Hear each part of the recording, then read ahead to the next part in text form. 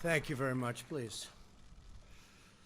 And thank you all for being here as we take historic action to deliver a future of safety and security for Americans of every race, religion, color, and creed.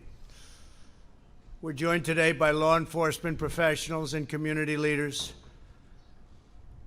Though we may all come from different places and different backgrounds, we're united by our desire to ensure peace and dignity and equality for all Americans. I've just concluded a meeting with incredible families. Many of these families lost their loved ones in deadly interactions with police. To all of the hurting families, I want you to know that all Americans mourn by your side. Your loved ones will not have died in vain. I can never imagine your pain or the depth of your anguish, but I can promise to fight for justice for all of our people, pursuing common sense and fighting for a cause like we seldom get the chance to fight for. We have to find common ground. But I strongly oppose the radical and dangerous efforts to defend, dismantle, and dissolve our police departments, especially now when we've achieved the lowest recorded crime rates in recent history. Americans know the truth. Without police, there is chaos. Without law, there is anarchy. And without safety, there is catastrophe. We need leaders at every level of government who have the moral clarity to state these obvious facts. Americans believe we must support the brave men and women in blue who police our streets and keep us safe. Americans also believe we must improve accountability, increase transparency, and invest more resources in police training, recruiting, and community engagement. Reducing crime and raising standards are not opposite goals. They are not mutually exclusive. They work together. They all work together. That is why today I'm signing an executive order encouraging police departments nationwide to adopt the highest professional standards to serve their communities. These standards will be as high and as strong as there is on earth. Americans want law and order. They demand law and order. They may not say it.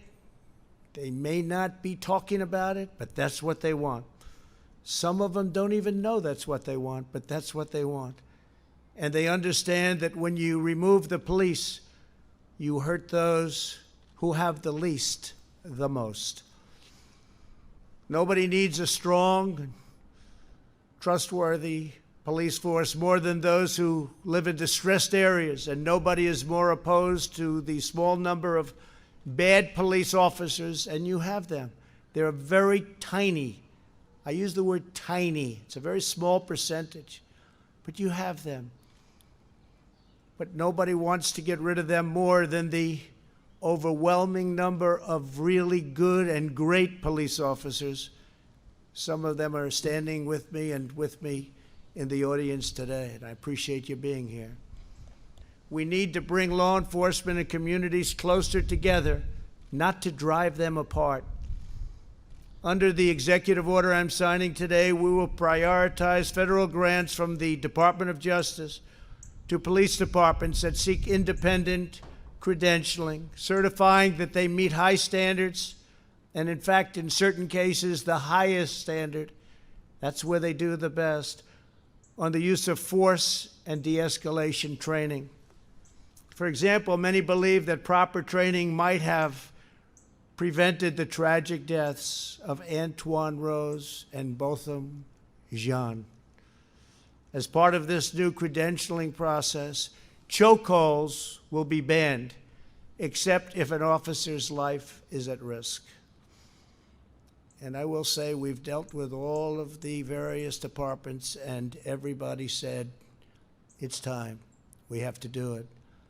Additionally, we're looking at new advanced and powerful, less lethal weapons to help prevent deadly interactions.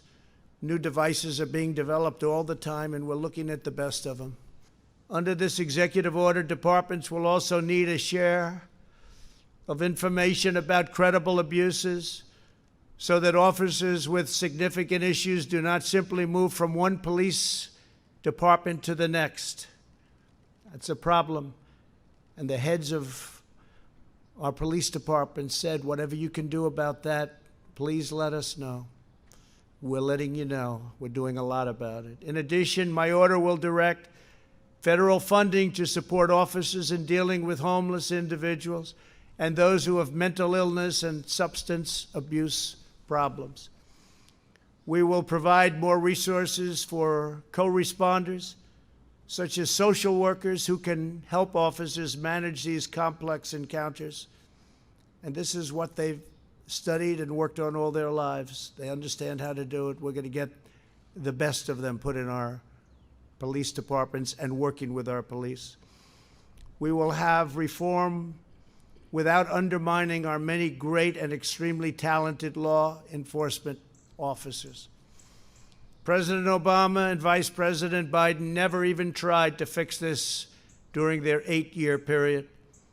The reason they didn't try is because they had no idea how to do it.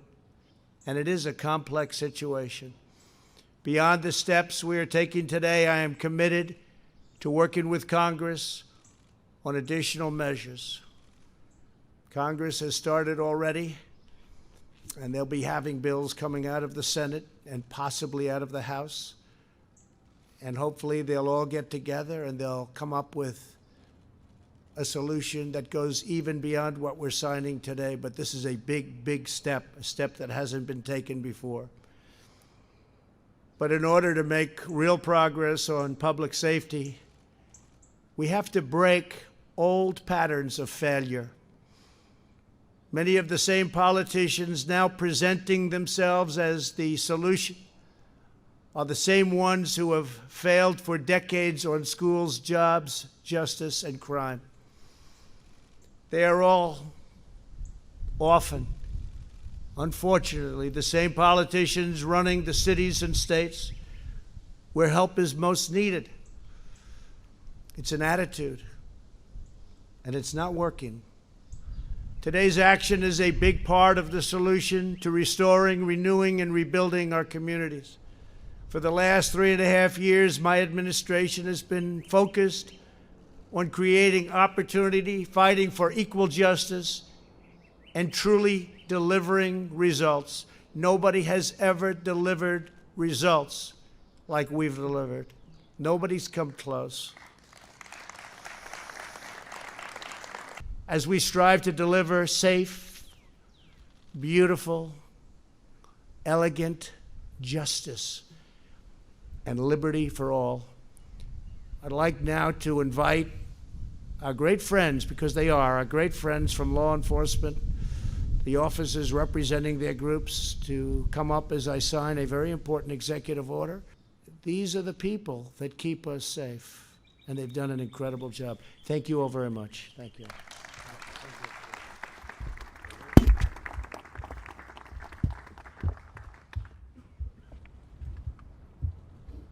This is a big one, right?